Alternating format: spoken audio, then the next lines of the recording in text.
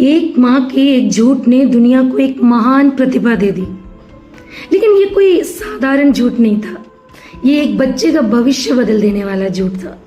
जी हाँ, एक दिन थॉमस एल्वा एडिसन स्कूल से घर आया और अपनी माँ को एक पत्र दिया। उसने कहा, टीचर ने कहा है ये पत्र केवल माँ को ही पढ़ना है। माँ ने पत्र खोला, उनकी आंखों में आंसू भर आए, लेकिन उन्होंने मुस्कुराते हुए एडिसन से कहा, तुम एक प्रतिभाशाली बच्चे हो, ये स्कूल तुम्हें पढ़ाने के योग्य नहीं है, इसीलिए अब मैं तुम्हें घर पर पढ़ाऊंगी। उस दिन से उसकी माँ ही उसकी शिक्षिका बन गई। साल बीत गए, वही बच्चा आगे चलकर दुनिया के सबसे महान वैज्ञानिकों में से एक बन गया। माँ के निधन के बाद एक दिन एडिसन को पुराना पत्र मिला। उसने पत्र खोला और पढ़ा। उसमें वास्तव में ऐसा लिखा था, आपका पुत्र मानसिक रूप से कमजोर है, हम उसे अब स्कूल में आने की अनुमति नहीं देंगे। ये पढ़कर एडिसन घंटों रोता रहा। फिर उसने अपनी डायरी में लिखा, एक प्रेम पूर्ण और साहसी माँ ने एक अयोग्य बच्चे को सदी की महान प्रतिभा बना दिया। प्रियो, चाहे ये कहानी पूरी तरह सत्य हो या ना हो, लेकिन इसका संदेश बहुत गहरा है।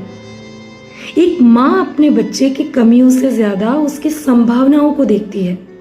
जब दुनिया उस बच्चे को अयोग्य कह रही थी, तब उसकी माँ ने उसके अंदर छिपी हुई प्रतिभा को देखा। क्यों?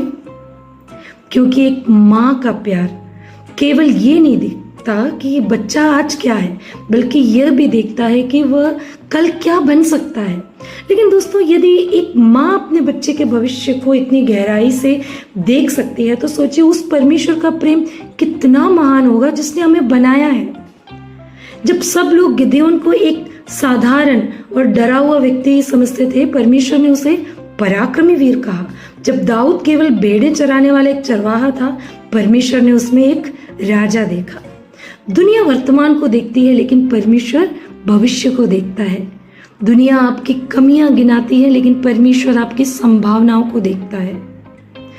हो सकता है आज लोग आपको कमजोर, असफल या अयोग्य कह रहे हो, लेकिन याद रखिए, दुनिया के लगाए हुए लेबल आपके भविष्य का फैसला नहीं करती। आपका भविष्य इस बात से तय होता है कि परमेश्वर आपको क्या कहता है। इफिसियों 2:10 में लिखा है, क्योंकि हम उसकी उत्तम रचना है। प्रियो, यदि परमेश्वर ने आपको बनाया है, तो उसने आपको किसी उद्देश्य के लिए बनाया है। एक माँ का प्रेम अद्भुत है, लेकिन परमेश्वर का प्रेम उससे भी बड़ा, गहरा और कभी ना समाप्त होने वाला है। प्रियो, दुनिया आपको आपके आज से पहचानती है, लेकिन परमेश्वर आपको आपके कल से देखता है।